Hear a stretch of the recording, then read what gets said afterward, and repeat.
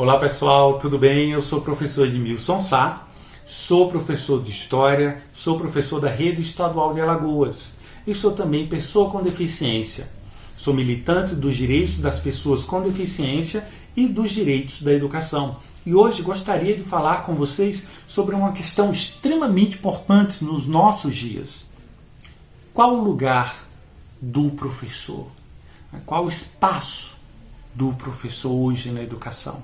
Recentemente fui impactado com um vídeo maravilhoso, o depoimento da professora Maria da Penha Barbosa de Lima, professora também de História e professora da Rede Estadual de Alagoas, no qual ela expunha alguns questionamentos, principalmente sobre quando o Estado e numa formação que ela participou pediram sobre as ações exitosas da educação agora em tempos de pandemia. E ela disse que isso incomodou muito a ela, porque enquanto o Estado parabenizava as ações exitosas, deixava de lado aquilo que estava dando errado. E olha que estranho, um médico, quando vai fazer um diagnóstico, ele não vai procurar aquilo que está dando certo no paciente. Ele quer encontrar aquilo que está dando errado. Que ironia, que caminhos estranhos a nossa educação está percorrendo. Por que eu falo sobre isso? Vejam só, há pouco mais de 4 meses, nós que estávamos em sala de aula fomos colocados no mundo virtual da noite para o dia, em função, é claro, da pandemia, não só nós aqui, mas o mundo inteiro. E da noite para o dia, fomos jogados no mundo virtual. Quais as consequências disso? Eu participei, sim, de um evento em que as ações exitosas, os projetos que traziam inovações nas práticas em tempos de pandemia foram escolhidos, e o meu projeto foi um deles. Mas eu lembro também que nesta minha apresentação, no final dela, eu expunha 3 desafios, 3 problemas pelos quais não só eu, mas boa parte, não só de alunos, professores e escolas, tem passado. E aí eu apontava primeiro, a questão do aluno.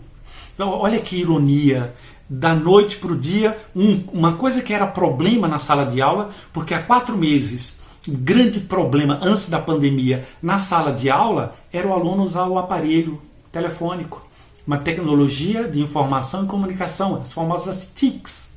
Então o grande problema, o grande terror na sala de aula do professor era esse aluno usar esse aparelho na sala de aula. E hoje, se todos os alunos tivessem esse mesmo aparelho, seria a solução de boa parte dos problemas. Mas aí a gente percebeu, e esta é uma realidade do interior, da cidade a qual eu moro, Palmeiro dos Índios, interior de Alagoas, em que pelo menos só 70% dos alunos têm o smartphone. E destes 70%, nem metade tem acesso à internet. Então veja que ironia. E que triste também para a nossa educação, principalmente para os alunos. Segundo, eu identifiquei um outro problema, um outro gargalo. Nós, professores, pelo menos a boa parte dos professores, foram inseridos também no mundo virtual, mas não tiveram preparação. Porque há uma diferença enorme em dar uma aula no espaço físico e dar uma aula diante de uma câmera, se é que alguns têm dinheiro para comprar uma câmera. Então vejam os problemas aos quais nós também estamos ainda passando e nos adaptando para saber como usar melhor as plataformas. E detalhe, como usar melhor as plataformas de educação que hoje estão disponíveis para nós, se não tivermos formação para isso. E aí você vai ver um montante de professores, de coordenadores, de direção também, aos trancos e barrancos, aprendendo e começando a usar essas tecnologias de informação e comunicação para, quem sabe, dar uma melhor aula, para, quem sabe, trazer ao aluno conhecimentos. E por fim, eu falava também de um outro desafio, as nossas escolas.